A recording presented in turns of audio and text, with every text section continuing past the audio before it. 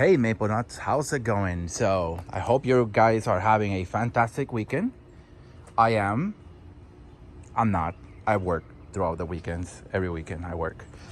Anyways, so I just wanted to talk to you about a few things here, okay? And to give you also an update on how things are going here since I built all this shade area. I built this one last week.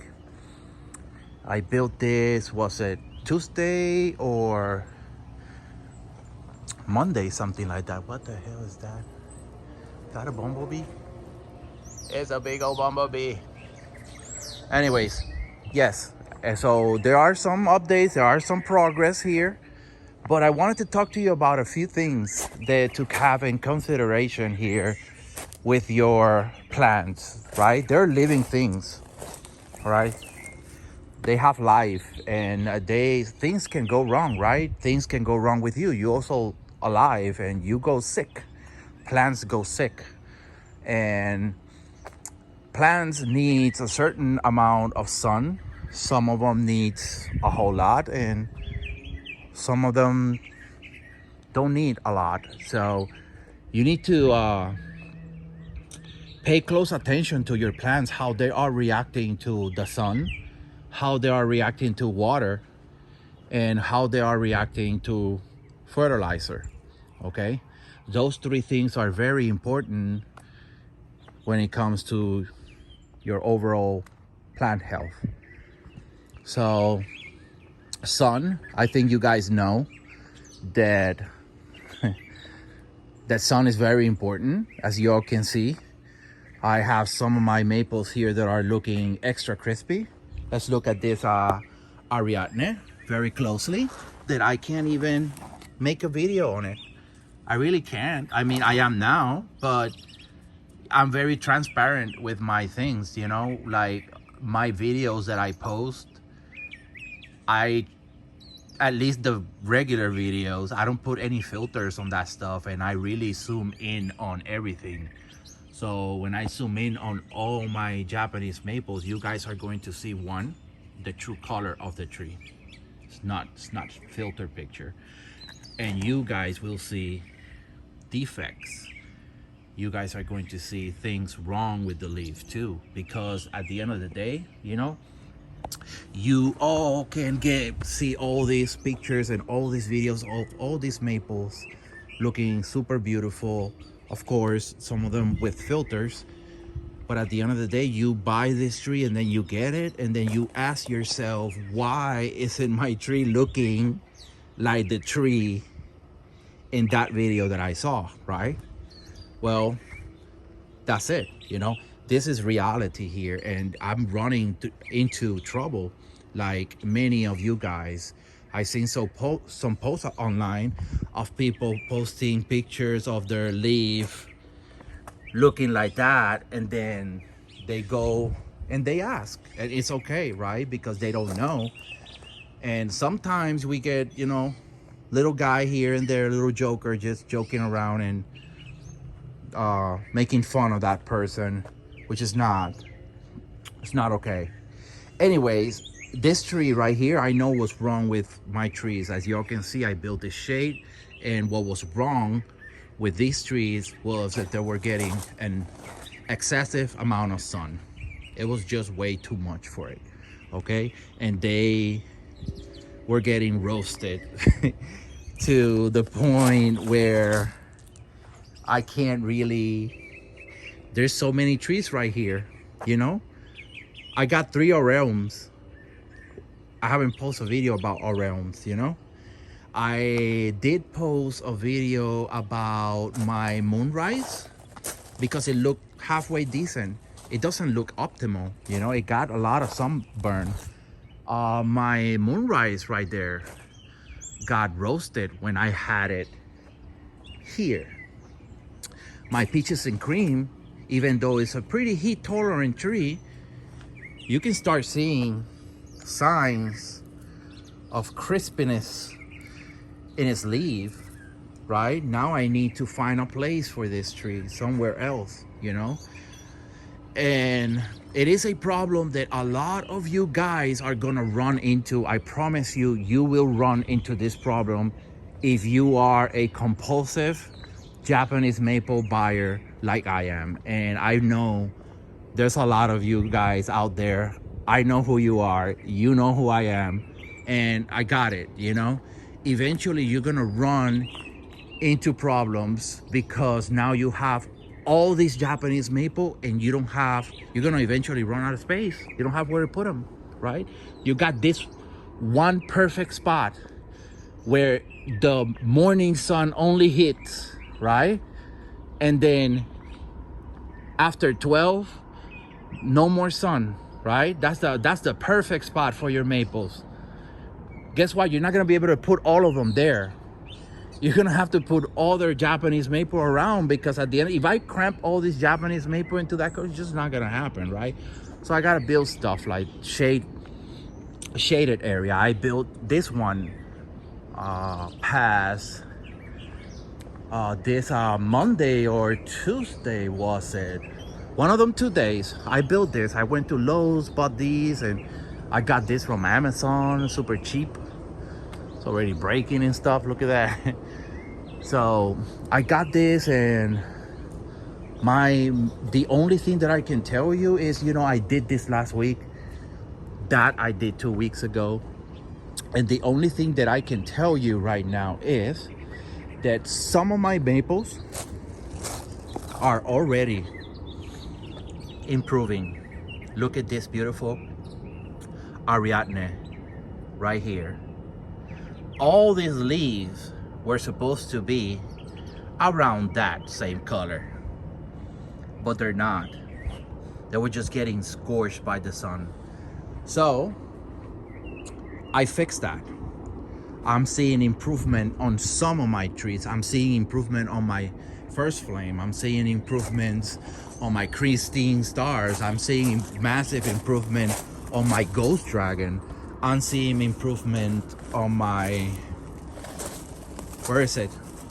My Abby's weeping, and I see improvements on my, right here, my fairy lights. New growth, new growth.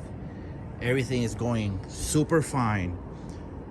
I have not seen any of my trees gotten worse than what they were without this anymore. So that's good. Some of them have shown mass improvements and others have not. So I hope I cover sun, not water. Let's cover water, okay? Just because your Japanese maples are looking a little extra crispy, that doesn't mean that you're just gonna chuck water in there every freaking day thinking that magically that water is gonna hydrate that leaf and make it look beautiful. It's not gonna happen, all right? Do not water more than what you need, all right? The way that I water my trees, I don't have any of my trees on some sort of water schedule or nothing. I water my trees the same way that I water my lawn, believe it or not. You water when they need it. And the way that you find out when they need water, just stick your finger there, okay? Feel it, grab the pot, all right? It should be heavy. If it's light and you see all this line of dryness here, and it's super light, and you stick your finger there and it's dry, guess what? They need to be watered. At that point, you water them. And at that point, I water all my plants, except my roses. My roses are just water shockers, and they need water every day for some reason, okay? Other than that, you water your plants when you need them. I don't have my lawn, I don't have it on a water schedule. I don't have like every 3 days, drop half an inch of water. No, I don't do that. I drop water when I start seeing signs that it needs water. And the reason why I do that with my lawn is because I do not want to create shallow rooting on my lawn. I want my lawn to actually grow roots deep down into the ground and search for that water, because that makes for a resilient lawn. Anyways, we cover water. Fertilizer. Fertilizer, guys. So Here's how I go about fertilizer with my trees and with my lawn as well. I drop a little less than what I need. Simple. Okay, even if it's slow release, don't let that even fool you. Okay, if you drop too much fertilizer on your maples, guys, you're gonna create one of two things. One, you're gonna burn your tree, it's gonna die. Two, your tree is going to grow a little too much, too fast, and you're gonna have problems in the winter with your trees because it's gonna have too many young branches, and those young branches are just not gonna make it through the harsh winter. Okay, so what I do is I drop just a tiny little bit. Believe it or not, just because, and I learned this the hard way too, just because the instruction says drop 1 teaspoon of fertilizer per 6-inch of pot. That doesn't mean that you're gonna grab your brand new, the one that you just took off your 1 gallon size pot and put it on a 6-gallon, and you're not gonna drop 2 teaspoons of that fertilizer just because that pot now is no longer that size, now it's that size. No, you still need to have in consideration that you just put that tree there on that one pot. You can't drop the same amount of fertilizer that you would drop on a normal tree that have been growing for 2 or 3 years on that pot. You need to go by the number of your previous pot. Okay, if not, you're gonna burn your tree. And it doesn't matter if it's slow release fertilizer crap that it says, it's gonna burn. It might not die, it may die, but you're gonna see signs of burn. Okay, so yes, fertilizer, you need to watch. Go slow and steady with your maples. It's not a race. It's not, you don't want your tree to grow the same size it will grow in 20 years, in 10. It's not gonna happen. You're gonna kill your trees, okay? So I think that slow growing pace with your maples and your conifers, I think that's the right answer here. Just drop a little bit only, just a little sprinkle, barely any, and it'll be fine. It's gonna be fine. Believe it or not, your soil is mostly organic. Well, yeah, it is. It is mostly organic. So eventually that organic material is gonna decompose. And what that does create, it creates nitrogen for the plant. Even if it's a 1-1-1, believe it or not, like compost. Compost about 1-1-1. Compost is fantastic fertilizer. Okay, so yeah, I've been talking here for what, 13-14 minutes now. Watch your fertilizer, watch your water, and watch your sun.